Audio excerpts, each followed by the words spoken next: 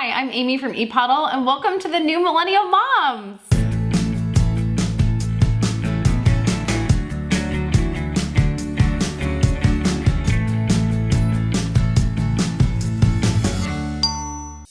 We love that Millennial Moms has become such a great support community for moms everywhere, and we want to keep that conversation going with a brand new format. As a work-at-home mom of 3 kids, I know we cannot do this alone, and it is so important that we are all part of the discussion and we keep this really great support system going.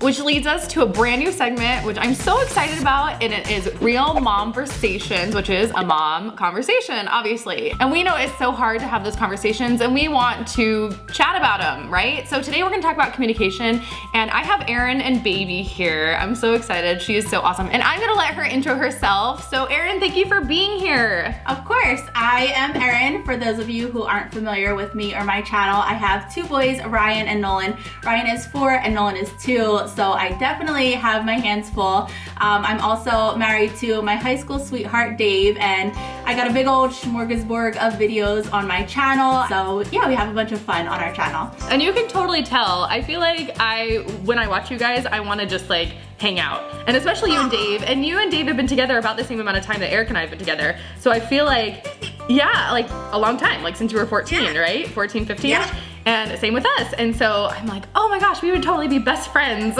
in real life. I wish we lived closer, you know? I know, me too. Well, and you can really tell the communication that you guys have. So we were gonna talk about communication a little bit today. I hope that you guys have some questions about communication too, but I wanna know how you guys communicate, and especially about Mother's Day. Communication is so important, and especially during the times where we really only have a couple of days a year that is about us, right? Like Mother's Day and our birthdays. And so I feel like we should be communicating what we want so it's not a disappointment. But so what are you wanting for Mother's Day? And like, have you let him know? Is there a certain way you let him know what you want? Is it secretive?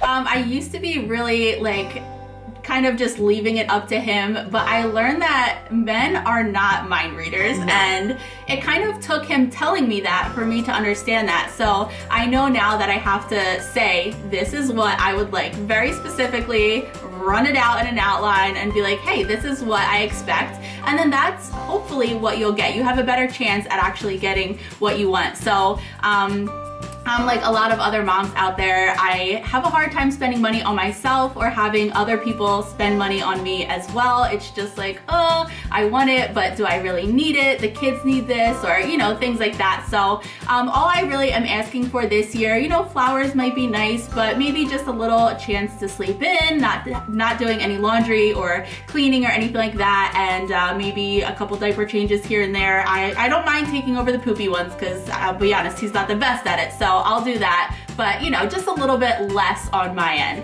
That's like such a great point, because it is so hard to say, I really want this new bag, or I really want a massage or whatever. And sometimes it really isn't material things, and it's just, I really want to not have to clean the house today. Like, so that is a really hard thing to as moms, to feel like we want to be selfless and not always accept those types of things. But then on the other hand, there's only 2 times a year really that we can be like, no, yeah, I'm not changing diapers today, right? Have you had any miscommunications? Do you feel like there has been, like you said before, it was, you had to actually tell him? Yeah, definitely. It's been, you know, we've been married for almost 4 years now, and I feel like even with anniversaries as well, but especially Mother's Day, because it's definitely all about you, I wasn't really saying exactly what I expected of him or how I really wanted the day to go. And I feel I still had a good day, because in the end it's Mother's Day and I'm getting to spend it with him and my kids and stuff. So it's still a good day at the end of the day, but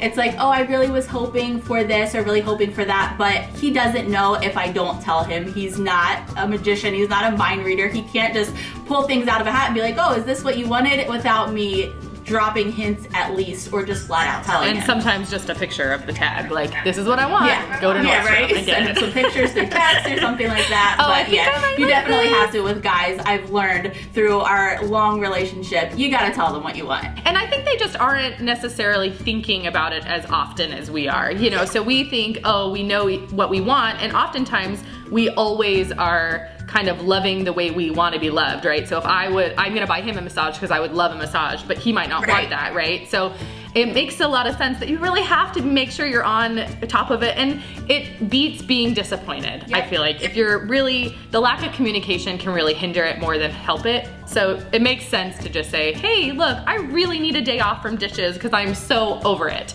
And sometimes that is enough. A lot of times that is enough, totally. Definitely. Well, thank you so much. It is so nice to hear your thoughts on communication, and you guys definitely are a couple to look up to when it comes to that. Thank you so much. I'm so excited for this new Millennial Moms. I really love it. I love just chatting, and I think it's gonna bring so much realness, and just, it's kind of like a little, you know, friends just chatting over coffee and stuff like that, and I really love it. I'm so excited for it. I love it. I think it's so needed.